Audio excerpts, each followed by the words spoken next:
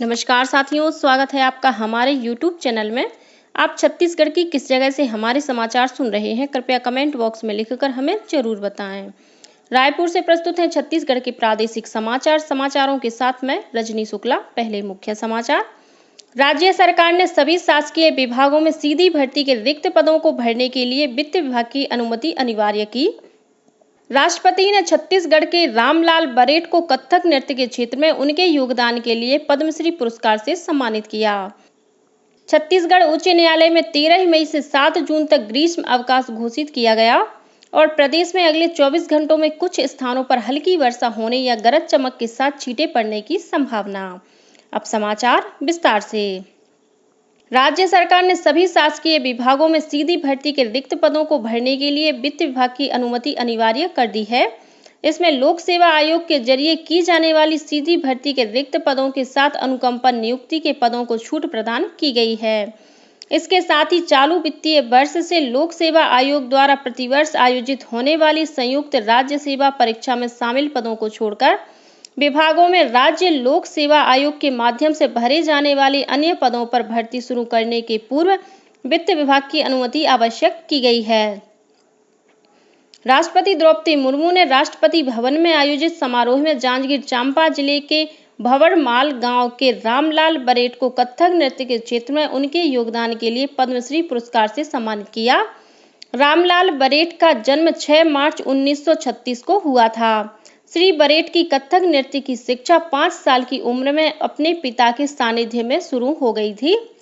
पंडित रामलाल बरेठ नृत्य के अलावा तबला वादन और गायन में भी पारंगत हैं।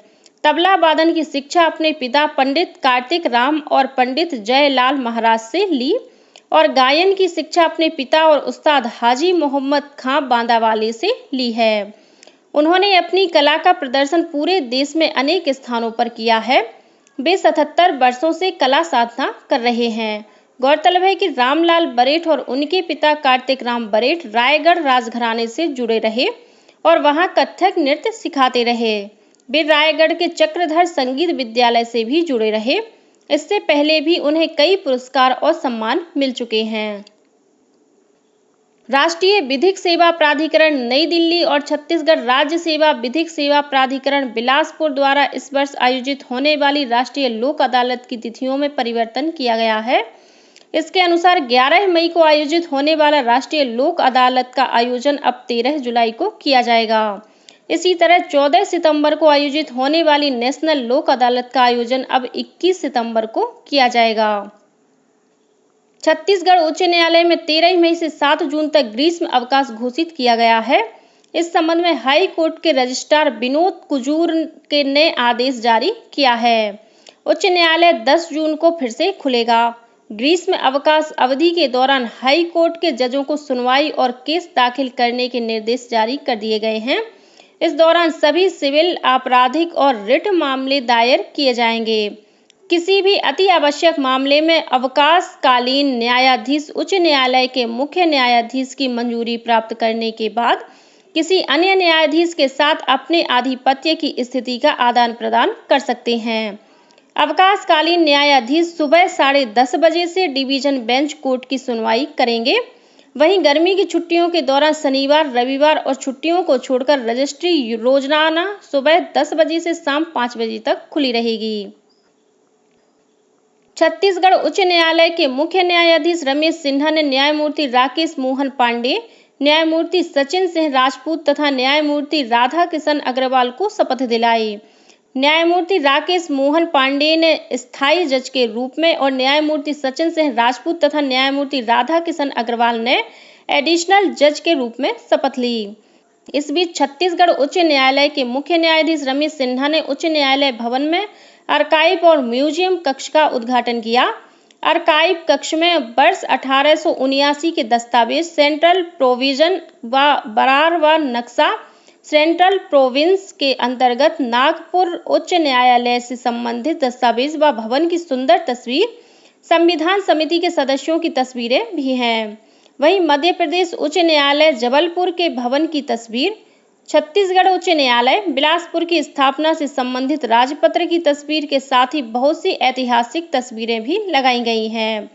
इस आर्काइव कक्ष से लोगों को छत्तीसगढ़ उच्च न्यायालय तथा न्यायिक व्यवस्था के संबंध में ज्ञानवर्धक जानकारी मिल सकेगी। केंद्रीय खनिज सचिव VL कांता राव ने नवा रायपुर में राजस्व, पर्यावरण तथा खनिज विभाग के सचिव और खनिज विभाग के अधिकारियों की बैठक लेकर छत्तीसगढ़ में खनन गतिविधियों की सुचारू संचालन पर विचार विमर्श किया। इस बैठक में प्रदेश के उद्योगों के प्रतिनिधियों के साथ विस्तृत चर्चा कर प्रदेश में खनन गतिविधियों की समीक्षा की गई। बैठक में केंद्रीय सचिव व श्री राव ने कहा कि उत्खनन क्षेत्र में ग्रीन माइनिंग की नवीन तकनीकी का उपयोग किया जाना चाहिए। उन्होंने कहा कि स्वीकृत खदानों को जल्द से जल्द ऑपरेशनल बनाने के लिए बिल्डर्स और संबंधित विभागों के बीच अधिक समन्वय से काम किया जाना चाहिए। बीजापुर जिले के पीड़िया के जंगल में शुक्रवार को हुई माओवादी मुठभेड़ में मारे गए 12 माओवादियों में से 10 की शिनाख्त कर ली गई है। ये माओवादी बस्तर, दरभा, मालंगीर और गंगालूर क्षेत्र में कमांडर के रूप में सक्रिय थे। एक पत्रकार वार्ता में कल जिले के पुलिस अधीक्षक जितेंद्र यादव ने बताया कि इस इलाके में लगभग 150 सशस्त्र माओवादियों की मौजूदगी की सूचना मिलने पर सुरक्षा बल तलाशी अभियान पर निकले थे। सुरक्षा बलों और माओवादियों के बीच मुठभेड़ करीब 12 घंटे तक चली। मुठभेड़ के बाद 12 माओवादियों के शव बरामद किए गए। वहीं 3 माओवादी इस मुठभेड़ में घायल हुए हैं, जिन्हें हिरासत में लिया गया है। गोलीबारी में एक ग्रामीण भी घायल हुआ है, जिसका इलाज जिला अस्पताल में चल रहा है। मुठभेड़ के बाद इस इलाके से BGL लांचर, 12 बोर की एक बंदूक, राइफल, भारी मात्रा में विस्फोटक, दवाइयां, माओवादी वर्दी और साहित्य बरामद किया गया है। सुरक्षा बलों ने अभियान के दौरान पीड़िया के जंगल में माओवादियों द्वारा स्थापित अस्थायी कैंप को भी ध्वस्त कर दिया है। पुलिस अधीक्षक ने बताया कि सुरक्षा बलों को गुमराह करने के लिए माओवादियों ने पुलिस की वर्दी भी अपने साथ रखी थी, जिसे मुठभेड़ के बाद जवानों ने बरामद कर लिया है।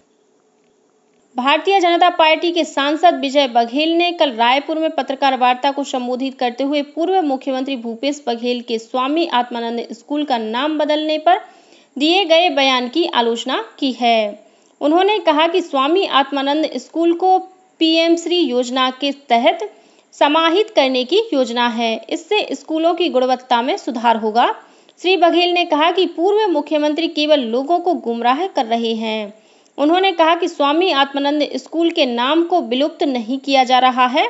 श्री बघेल ने पूर्ववर्ती कांग्रेस सरकार पर स्वामी आत्मानंद इंग्लिश माध्यम स्कूल के लिए बजट में प्रावधान नहीं करने का आरोप लगाया। स्टेट GST की टीम ने रायपुर के 3 कारोबारियों के यहां छापा मारकर करोड़ों रुपए की GST चोरी पकड़ी है। GST अधिकारियों ने ड्रीम डेकोरेटर्स, फ्लावर स्टोरी और टेंट फैक्ट्री नाम से संचालित व्यावसायिक प्रतिष्ठानों की जांच की। इन प्रतिष्ठानों ने अपनी गलती स्वीकार करते हुए करीब 4.5 करोड़ रुपए GST मौके पर ही जमा किया। साथ ही इनके पास से भारी मात्रा में टेंट, पर्दे और सजावटी वस्तुओं का अघोषित स्टॉक भी मिला, जिस पर अधिकारियों द्वारा टैक्स और ब्याज लगाया गया। रेलवे द्वारा पुणे और बालेश्वर के बीच एक फेरे के लिए समर स्पेशल ट्रेन चलाई जाएगी। यह ट्रेन 18 मई को पुणे से बालेश्वर के लिए रवाना होगी।